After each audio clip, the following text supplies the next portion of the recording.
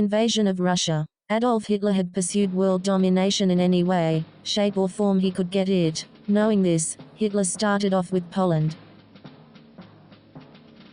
His blitzkrieg army has taken country after country with its lightning tactics, providing Hitler with the resources and means to continue conquering Western Europe.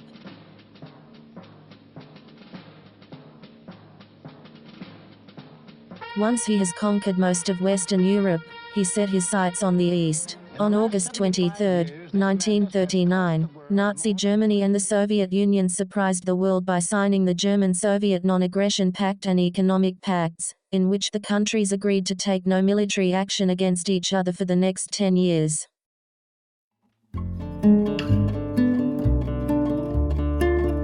Hitler was not satisfied with just conquering Western Europe and decided that on June 22, 1941, he would implement Operation Barbarossa, invading Soviet territory. During Operation Barbarossa, over 3.8 million personnel, the largest invasion force in the history of warfare, invaded the Soviet Union along a 2,900-kilometer front with 600,000 motor vehicles and horses for non-combat related operations. This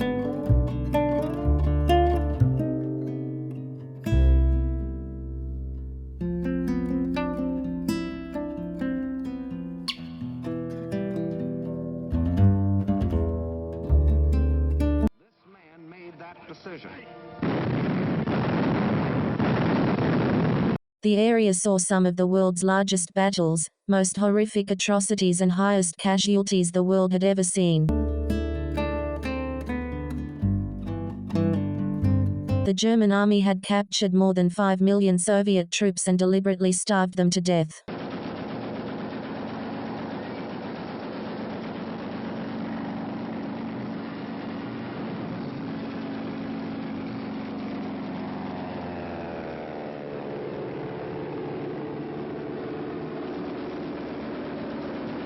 Of the 5 million, 3.3 million was starved or otherwise killed to accommodate the German food shortage known as the Hunger Plan. Operation Barbarossa was the beginning of the end for Nazi Germany.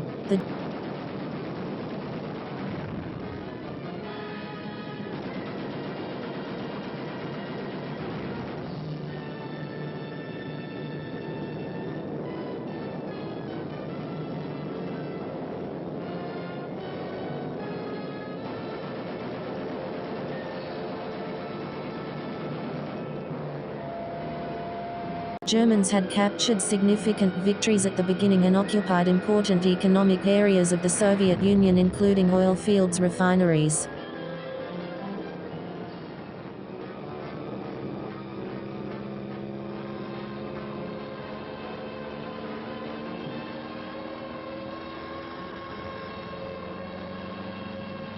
The Soviets had suffered sustained, heavy casualties being unprepared for the advance.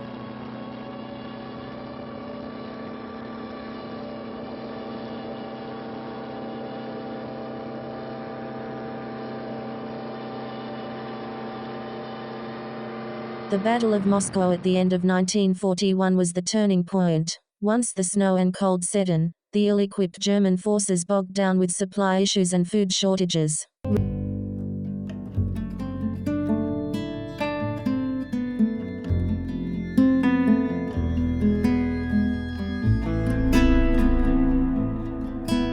Reinforcements were also not coming fast enough for the Germans to continue the advance. Hitler's train of thought was flawed by the blitzkrieg working so effectively in Western Europe, that it would also work on the Soviet Union. The Soviets had both KV-1 and T-34 tanks on the front lines pushing the Germans back. Both tanks were superior to the German tanks, with sloped armor and speed. The Soviet air forces with 19,500 plus aircraft.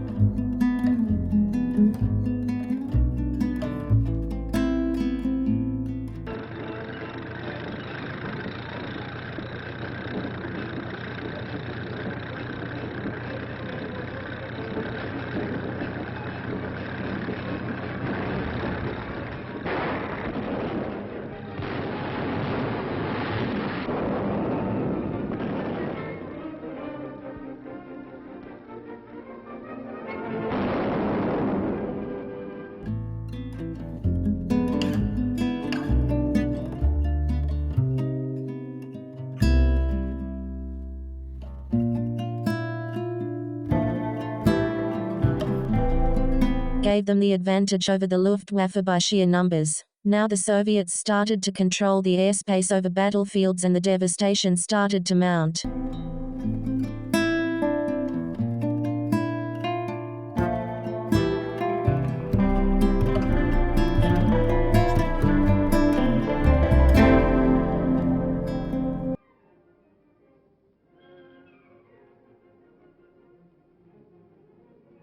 By January 7, 1942, the Battle of Moscow had cost the Wehrmacht 830,000 men.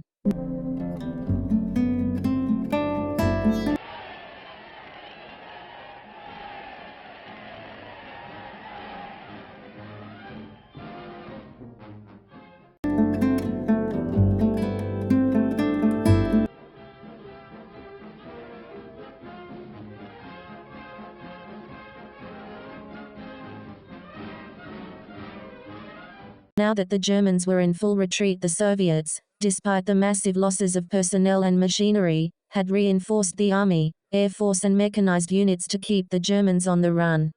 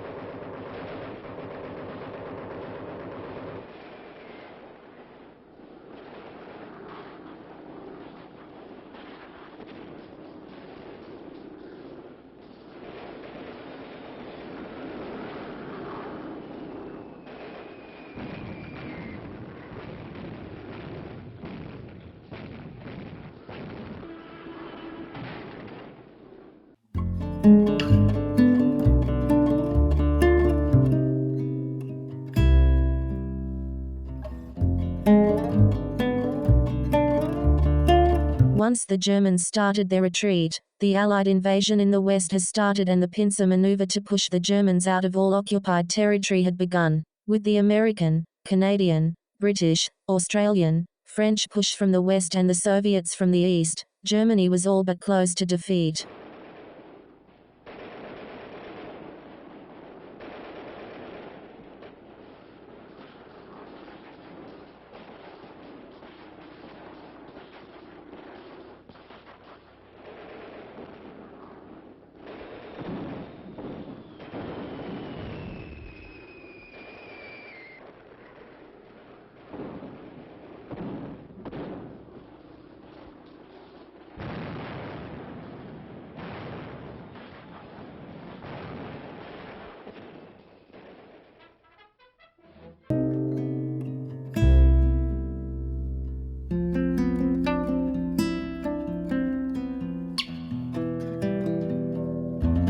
The Red Army had entered Berlin by January 1945.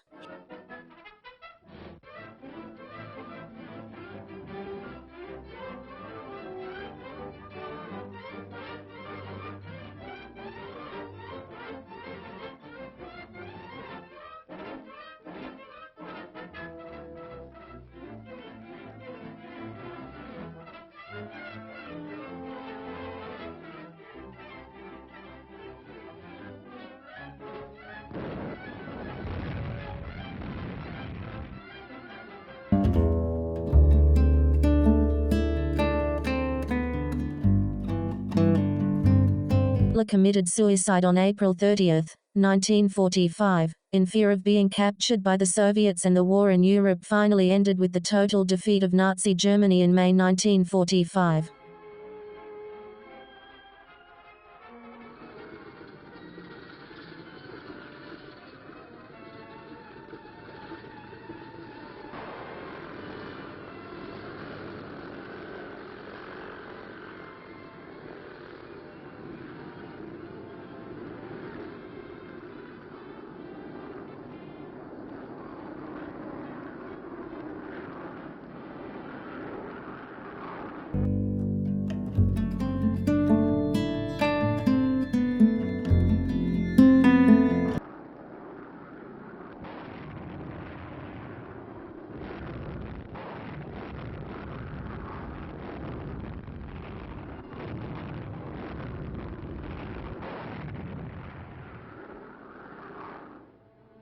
War crimes were charged against high-ranking Nazi officials for murder, crimes against the Jewish population, and starvation of POWs.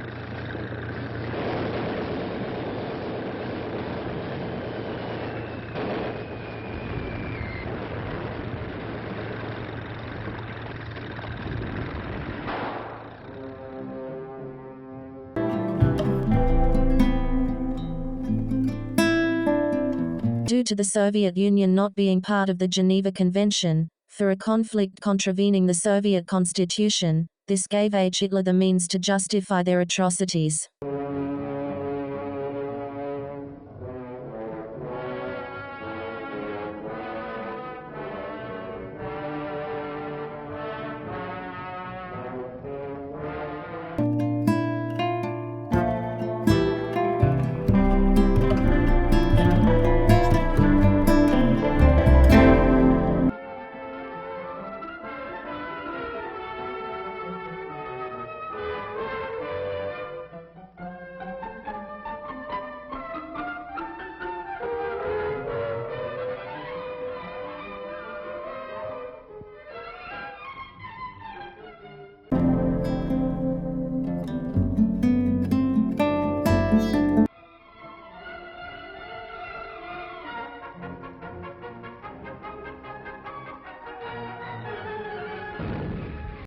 Even if the Soviets had been part of the Geneva Convention, the Nazis' genocidal policies toward combatants, POWs, and civilians may not have stopped.